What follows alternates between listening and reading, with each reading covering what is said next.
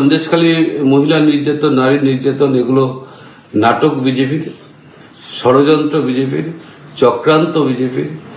ঠিক তার প্রমাণ আমরা আস্তে আস্তে এই ষড়যন্ত্রের পর্দাফাশ হচ্ছে। জঘন্য ষড়যন্ত্রে সন্দেশখালীর মহিলাদের যে অসম্মান হয়েছে এবং সঙ্গে সঙ্গে সারা বাংলার মহিলাদের অসম্মান হয়েছে ভারতবর্ষের বুকে, এই বিজেপির মতো রাজনৈতিক দল এই ষড়যন্ত্র লিপ্ত থাকে।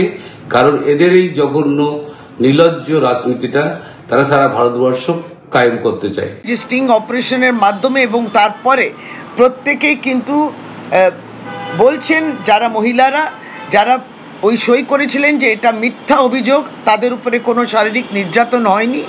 রাষ্ট্রপতির কাছে যাওয়া আন্দোলনকারীদের পরিচয় নিয়ে সংশয়, ভাইরাল ভিডিওর পরিচয় নিয়ে সংশয় প্রকাশ করেছে বিজেপি প্রার্থী রেখা পাত্র। ভাইরাল ভিডিওয়ে একই অভিযোগ মান্তি দাসেরও। নমস্কার বন্ধুরা, আপনাদের সকলকে স্বাগত জানাচ্ছি আমাদের এই চ্যানেল চন্দ্রজিৎ ব্লগসে। বন্ধুরা, খুবই দুঃখের বিষয় যে আমাদের রাজ্যের মুখ্যমন্ত্রী এবং আমাদের রাজ্যের রাজ্য সরকার তারা একটা মিথ্যে ঢাকার জন্য একের পর এক মিথ্যে কথা বলে চলেছে। আমরা ছোট বয়সে শুনেছি যে মিথ্যে কথা যতটা পারা যায় কম বলাই ভালো। তার কারণ মিথ্যের আশ্রয় নিলে একটা মিথ্যে যখন ধরা পড়ে যায় তখন আরো 10টা মিথ্যে কথা বলে সেই মিথ্যেটাকে ঢাকতে হয়। অর্থাৎ মিথ্যে, তার উপর আবার মিথ্যে, তার উপর আবার মিথ্যে, এবং এই মিথ্যের খেলা শুরু হয়ে যায়।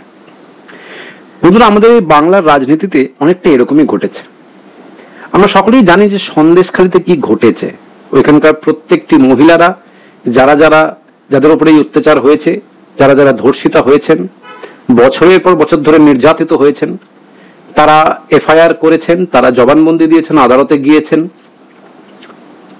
কিন্তু তাদের এই সম্পূর্ণ যন্ত্রণা এবং কষ্টের কথাটা আজকে একটা ভাইরাল ফেক ভিডিও রাজ্য সরকার চালিয়ে সব জায়গাতে একটাই প্রচার করে বেড়াচ্ছে যে দেখেছেন তো যে সন্দেশখালীতে এন্টায়ার ব্যাপারটাকে একটা গট আপ করেছিল বিজেপি, সেরকম কিছুই হয়নি। এবং সেই কথা আমাদের মাননীয় মুখ্যমন্ত্রী বারংবার ধরে বলে যাচ্ছেন যে কিচ্ছু ঘটেনি, সম্পূর্ণ ব্যাপারটাই মিথ্যে কথা, সাজানো ঘটনা।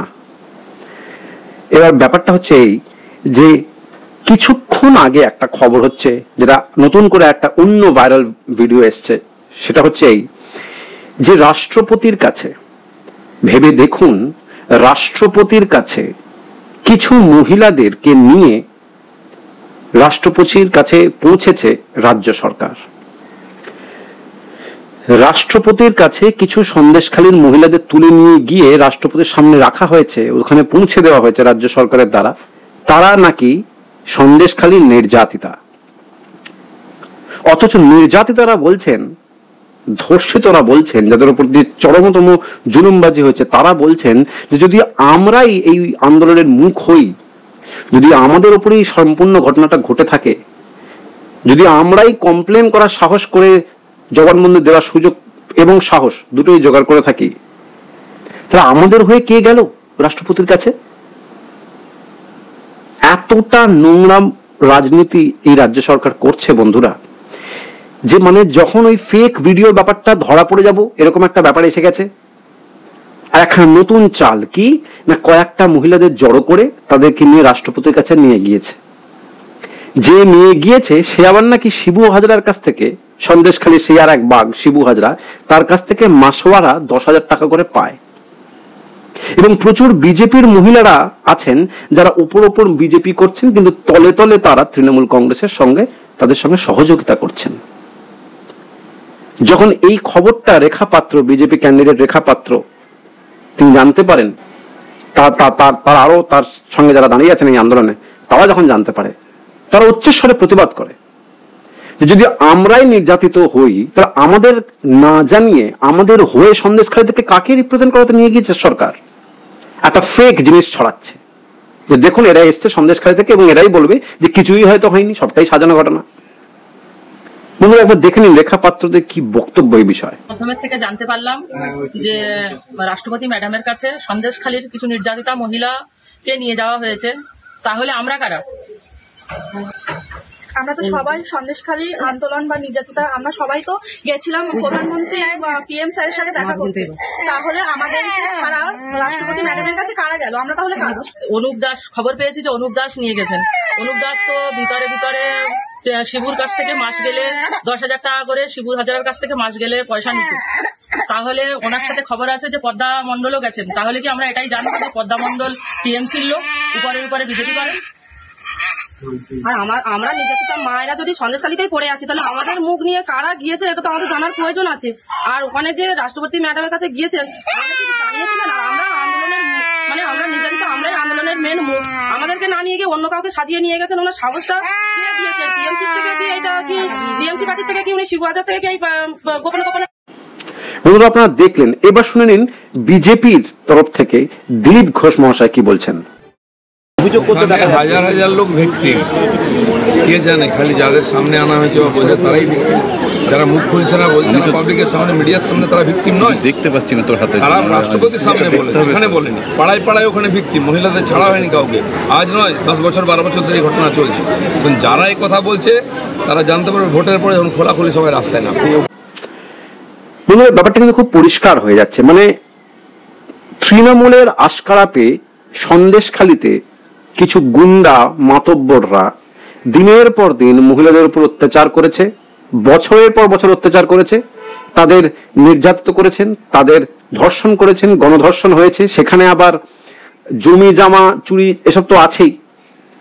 এন্টায়ার ব্যাপারটা যখন প্রথমবার সামনে আসছে, কেননা তার আগেও একবার এই ঘটনাটাকে সামনে আসার চেষ্টা করেছিলেন সিপিএম এর ওখানকার প্রার্থী নিরাপদ বাবু, তখন যখন উনি বিধানসভায় বলছেন ওনার মাইক্রোফোনটাকে অফ করে দেওয়া হয়। এতটা ছোট লোক এই সরকারের হতে পারে তৃণমূল কংগ্রেস, কিন্তু তা সত্ত্বেও যা বলে সত্যি কোনো সময় চেপে থাকে না, কোনো না কোনো ফাঁক থেকে বেরিয়ে আসে। সে যখন বেরিয়ে আসে খবরটা, তখন একখানা ফেক ভিডিও। আচ্ছা, এই যখন কমপ্লেন লিখেছিলেন তখন তো এই পুলিশে লিখেছিল, এই রাজ্য সরকারে তো দুটো মন্ত্রীরা ওখানে গিয়ে কথা বলেছিল, তখন তো জিনিসগুলো খুব সত্যি মনে হচ্ছিল। কিন্তু তারপর যখন জলটা নাকের উপর উঠে যাচ্ছে, একখানা ফেক ভিডিও নিয়ে এলেন। সেটাও যখন ধরা পড়ে গেল, তখন কয়েকটা মহিলাদেরকে সাজিয়ে, সন্দেশখালীর নির্যাতিত মহিলা বলে তাদেরকে সাজিয়ে আপনি রাষ্ট্রপতির কাছে নিয়ে গেলেন। আমরা আগের থেকেই বলে আসছি যে সন্দেশখালী মহিলা নির্যাতন, নারী নির্যাতন এগুলো নাটক বিজেপির, ষড়যন্ত্র বিজেপির, চক্রান্ত বিজেপির। ঠিক তার প্রমাণ আমরা আস্তে আস্তে এই ষড়যন্ত্রের পর্দাফাশ হচ্ছে। জঘন্য ষড়যন্ত্রে সন্দেশখালীর মহিলাদের যে অসম্মান হয়েছে এবং সঙ্গে সঙ্গে সারা বাংলার মহিলাদের অসম্মান হয়েছে ভারতবর্ষের বুকে, এই বিজেপির মতো রাজনৈতিক দল এই ষড়যন্ত্র লিপ্ত থাকে। কারণ এদের এই জঘন্য নির্লজ্জ রাজনীতিটা তারা সারা ভারতবর্ষ কায়েম করতে চায়। এর থেকে বোঝা যায় যে কতটা ভীত রাজ্য সরকার, তৃণমূল কংগ্রেস দলটা। বন্ধুরা, আপনাদের কি মতামত অবশ্যই ভাবে কমেন্ট সেকশনে জানাবেন। দেখা হচ্ছে না নতুন ভিডিওটা তো অন্য ইস্যুর সঙ্গে থাকুন। নমস্কার।